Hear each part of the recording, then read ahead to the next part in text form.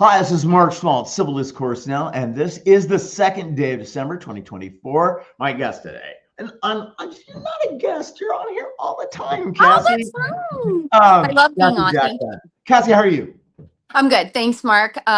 So I wanted to do a quick talk real quick on Mr. Beckwith. It's December 2nd, as you said. He's going to be coming into the Westfield, Washington schools. The date that we got in writing by the school system was sometime between Thanksgiving break and Christmas break. So we have now entered that period. And I thought it was important to pop on here because I've been talking with a lot of advocates and parents. And Mr. Beckwith is all about parental rights, right, Mark?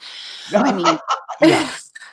So in staying in keeping with Mr. Beckwith's theme, but no, in all seriousness, I've talked to a bunch of parents in the district, and there are some things that we, and I'm using we as a general we in this as I speak, because my kids are in the Carmel Clay district, but that we have in terms of requests by the school to make sure that our students are safe. I want to quickly start by saying that Micah Beckwith is a member of Moms for Liberty, Purple Parents, and multiple other organizations that have been classified by the Southern Poverty Law Institute as domestic terrorist groups. And as you know, for our students, when we have domestic terrorist threats, for example, gun violence, we prepare our students by preparing the whole school. We don't just, take care of those students who are right by the windows or right by the doors. Everyone prepares. And so in that vein, we would like, as parents with with our rights, to hopefully lay out some things for the school district, in particular that school, for when Mr. Micah Beckwith shows up on campus. Okay, and see, that's one thing that gets me also is they're all for parents' rights when it's their things that they're wanting to push. But if you say, well, I don't want you pushing that at my kids, then you don't have that right anymore. You're not really considered a parent. It's now their freedom of religion. And Right, whatever it is, their rights are superior to anyone else's. And that's because of a warped, sick view of religion that right. Beckwith has, that he's pushing on, wanting to push all over the place. Yeah, and it's really actually interesting because a recent article that came out with, Beckwith, and I think I sent it to you. I mean, literally in the title of that, it taught, or maybe not the title, but he's talking about this idea of getting parent, we're not doing this parent I don't know how he explained it. He's like, basically, we don't need to be having this parent government, involvement in our schools. And then on the same breath, right, it becomes back to parents' rights. So yeah, exactly what you were saying.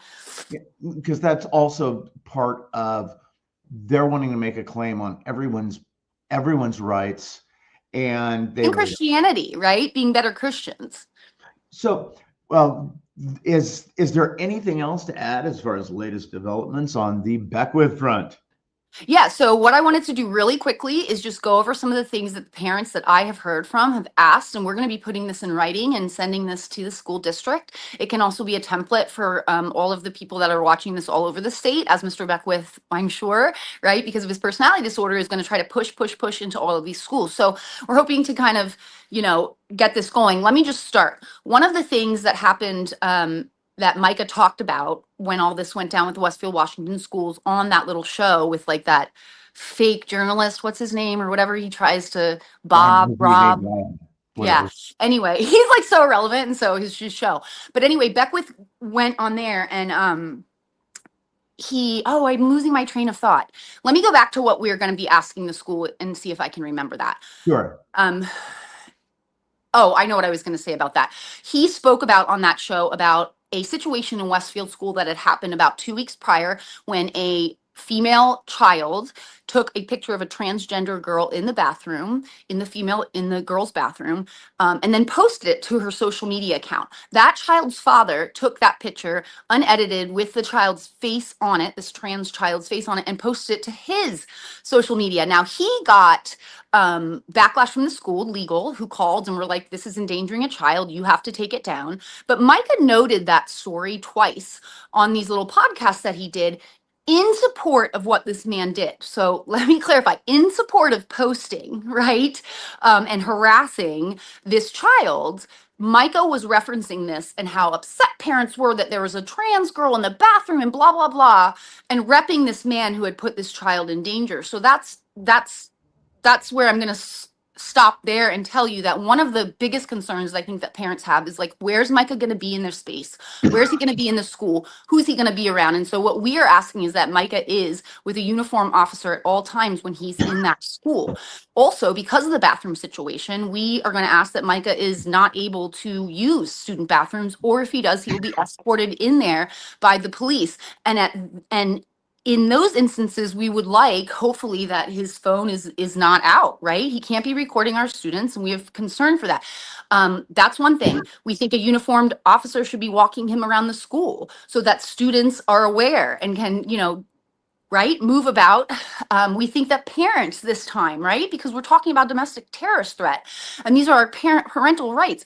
We want parents to be able to show up in that classroom if they feel uncomfortable that their child is doing it. Now, I will note that more than half of the class have opted out to see Beckwith on their own. These are children on their own that this was before had opted out. So he's not going to have a full class, but those students in the class should have a right to have their guardians with them. We also are asking at the school cell phone policy